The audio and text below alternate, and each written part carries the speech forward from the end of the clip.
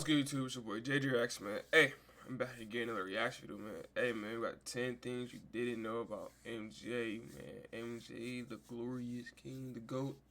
Wherever you want to call him, man. Hey, some more MJ content, man. Fancy react to this, man. Hey, if you're new, hit that sub button.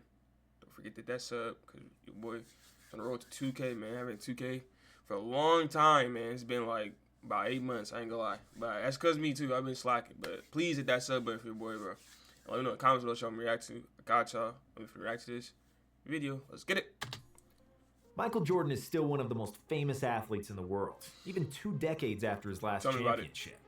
There are countless books, articles, and videos about MJ, and everybody knows about 6 rings, Dream Team, and baseball.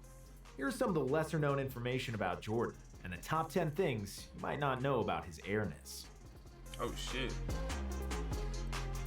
Beat a second draft pick one-on-one at the age of 50. You may see me play the game at the age of 50, Michael Jordan said in his Hall of Fame speech. While he didn't exactly play pro basketball anymore, he did own a pro basketball team, the Charlotte Bobcats, now Hornets. Oh yeah, I knew about that. In 2012, Jordan drafted Michael Kidd-Gilchrist with the 2nd pick in the NBA draft, who was regarded as one of the best defenders in the class. Gilchrist played Jordan one-on-one in practice, and you would think that a 20-year-old 2nd pick would defeat a 50-year-old man.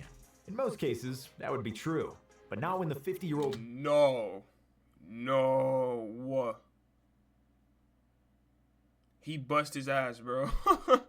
It's only one conclusion, bro. He dead ass bust his ass, bro. Man is Michael Jordan. Both Michaels confirm the story, and it's incredible how great of a basketball player MJ still was at 50, and how bad of a GM he still is. He paid the price the day after, and could hardly walk after the one-on-one game. While he did win against Kidd-Gilchrist, Father Time is undefeated. Had the worst 3-point performance of all time. Bro, I smoked. Despite the GOAT moniker many attached to his name, MJ was never a great 3-point shooter. He did most of his damage from mid-range and attacking the basket. And when he scored 6 threes and a half during the '92 finals, even he was surprised, and Shrug Game became a term. 2 years before the Shrug Game, MJ decided it would be a good idea to participate in a 3-point shooting contest. It was the first and last 3-point shooting contest of his career, and for good reason. Jordan sank only 5 3-pointers during the competition, which remains the lowest score in NBA history. Damn. Michael started drinking at 27 to battle insomnia.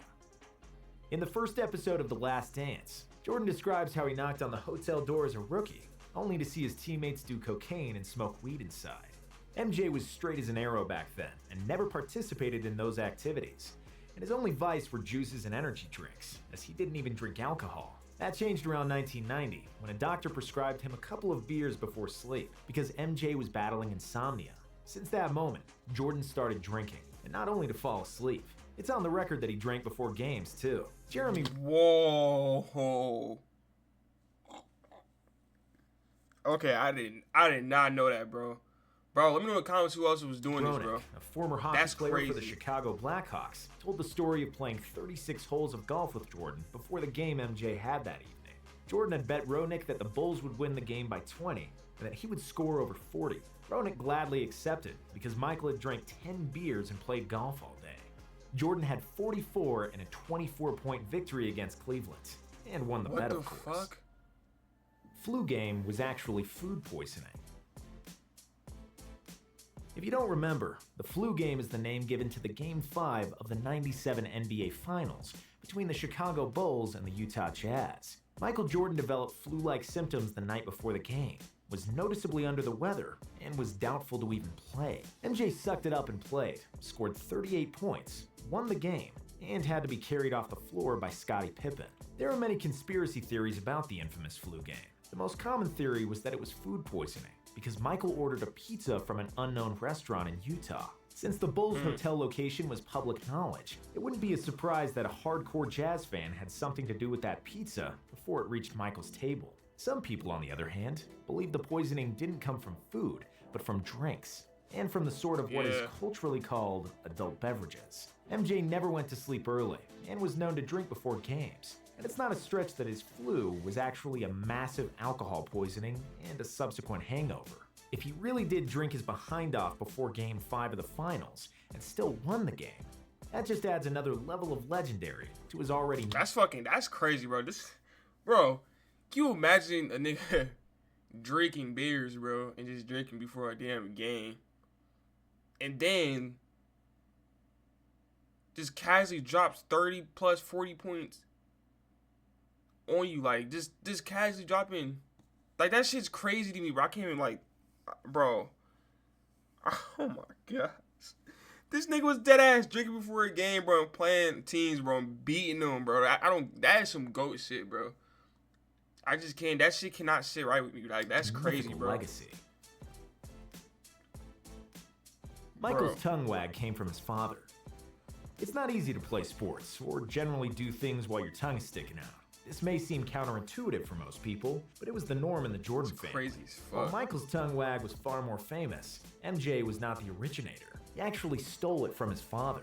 His late father James used to stick his tongue out when fixing things around the house, so young Michael copied this from him. Tongue sticking became a habit, and it soon became unnatural for Jordan to keep it inside his mouth. He said that he kept trying wearing mouth guards and tried to stop sticking his tongue out, but it was so ingrained in him that he couldn't stop anymore. Jordan once owed $1.2 million in gambling debts.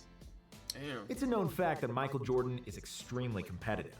When comparing Jordan and Kobe, Phil Jackson said that with Kobe, his competitiveness stopped at the basketball floor. Jordan, on the other hand, also wants to beat you in ping pong, in cards, and every other game imaginable. Jordan's love for games and betting got him in trouble during his playing career. Before a crucial playoff match against the Knicks in the '93 playoffs, Jordan decided to go to Atlantic City to gamble. He was seen coming back to the hotel late at night, which doesn't exactly fit into a model athlete lifestyle. Media was all over him, and especially after the book Michael and Me, Our Gambling Addiction came out. Richard Esquinas, the author of the book, described how the two played golf together during a 4-year spread. Michael supposedly owed $1.2 million to Esquinas until finally settling down for a $300,000 payment.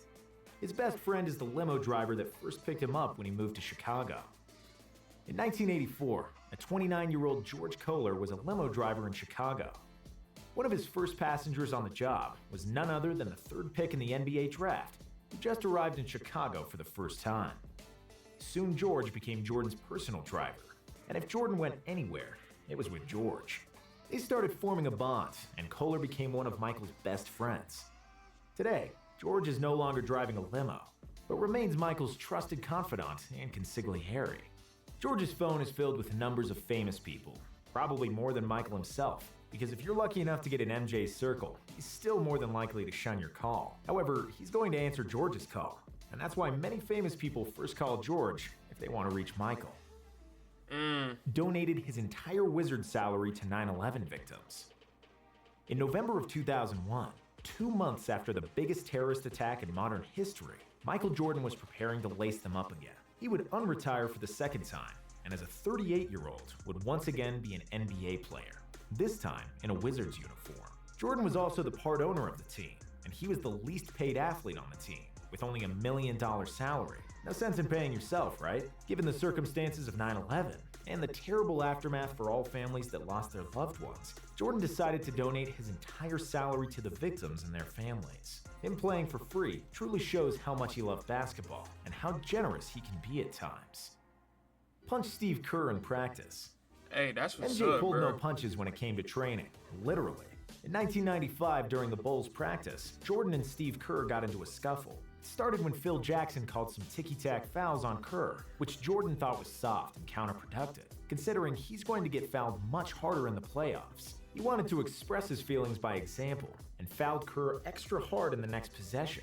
Steve Kerr was physically no match for Michael Jordan, but his fiery competitive side wouldn't let this slide. Steve shoved Jordan, and Jordan lost his temper and punched Kerr in the face. Phil kicked Jordan out of practice, and Steve Kerr had a pretty significant black eye from the event. Jordan later apologized, and he and Steve Kerr had a good relationship ever since. Jordan trusted people who stood up to him, and this fight was a predecessor to one of the greatest moments in NBA Finals history. In the 1997 Finals, Jordan trusted Steve Kerr with the final shot of the game, and Kerr splashed a game winner that would win the 5th championship for the Bulls.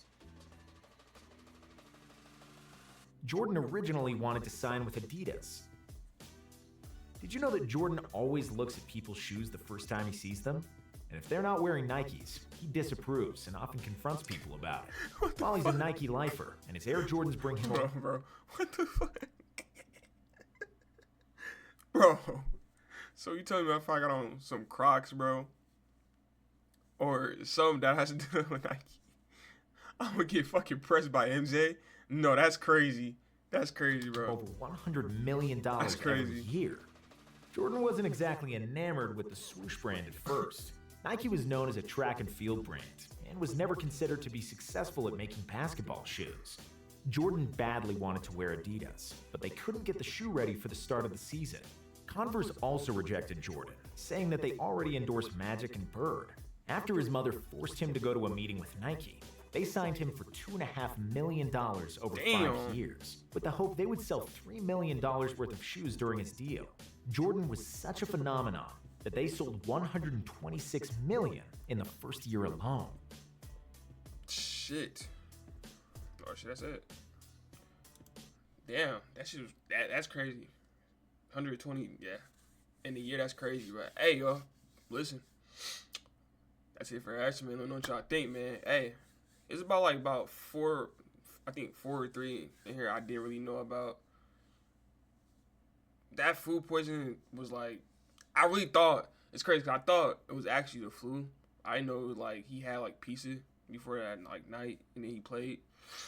But people were saying, like it could have been like the beer he was drinking. I didn't even know he was drinking beer before a game and dropping 30, 40. Like, that shit's crazy. I ain't gonna lie. That's nuts. He was dropping 30, 40 on any team, and he drank like damn near 10, 20 beers before. Like that. That was crazy to me. That was the ones I really was like, wow. Like, I was surprised. But yeah. Like I said, about 3, 4 I really didn't know. But other than that, I knew most of all the other ones. But hey, man, if you're new, hit that sub button. Let me know in the comments what you react to. I got y'all, man. Hey,